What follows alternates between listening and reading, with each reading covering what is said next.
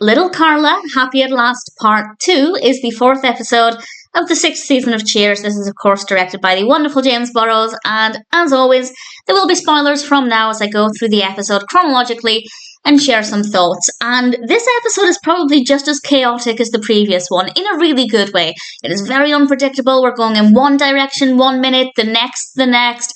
It is all over the place, and it works very, very well. So as I said, there will be spoilers from now, and it starts off with a recap of the previous episode, and then we get our norm of the episode. All of the guys are smartly dressed. They're discussing the fact that the wedding is, at this point, still off. And Mrs. Clavin then calls the bar and says that she can't make it to dinner. Cliff's not very happy about that.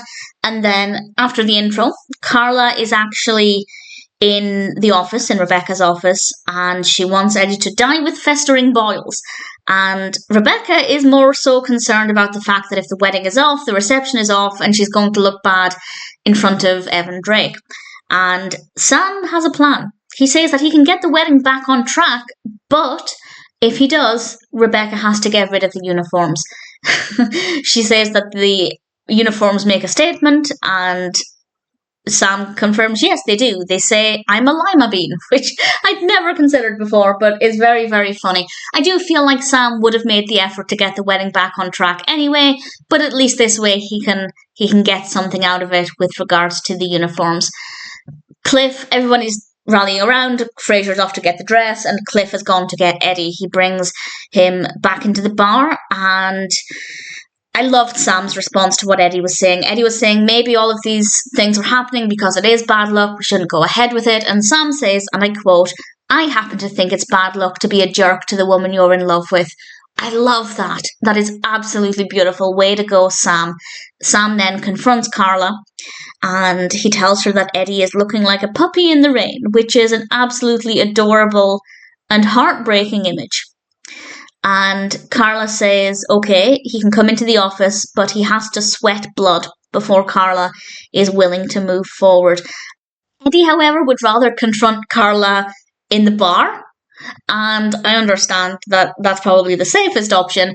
Frasier happens to come in with Carla's dress at that point, so Sam takes it to the back room, to the office rather, to give it to Carla and convinces her to put the dress on, obviously hoping that wearing the dress will change her mind. And it worked, and the dress is very, very interesting. I like the feather detail at the top of the dress. I wouldn't wear it, but it does seem very Carla.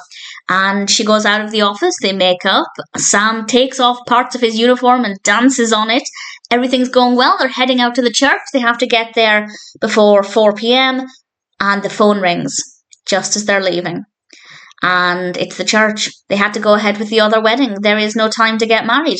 Rebecca then picks up Sam's uniform from the floor, and we cut immediately to the next scene where we're actually in the rectory chapel, and Eddie and Carla are getting married. They're getting married there. It's obviously a cramped, tiny space, but they managed to do it, but they're not happy about it, because when they come back into Cheers looking miserable, we learn it's because they were pronounced man and wife at 4:01.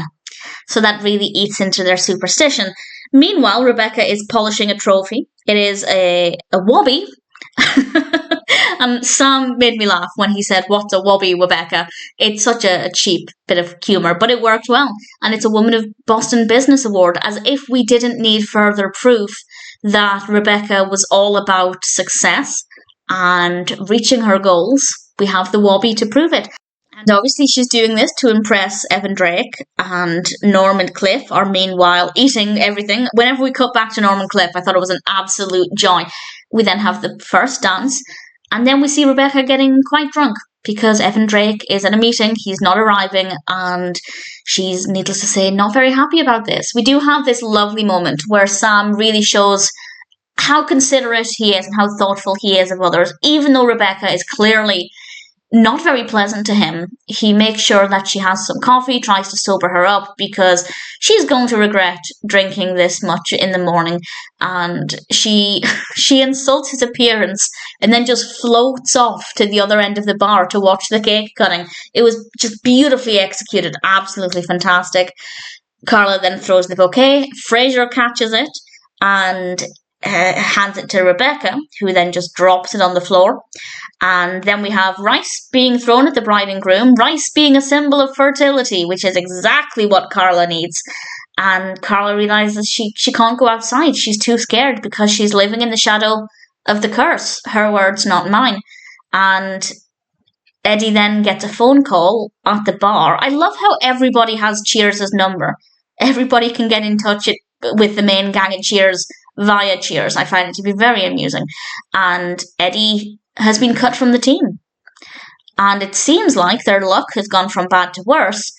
But then Carla begins to think maybe that's not because of the superstition. As we know, his performance recently hasn't been that great.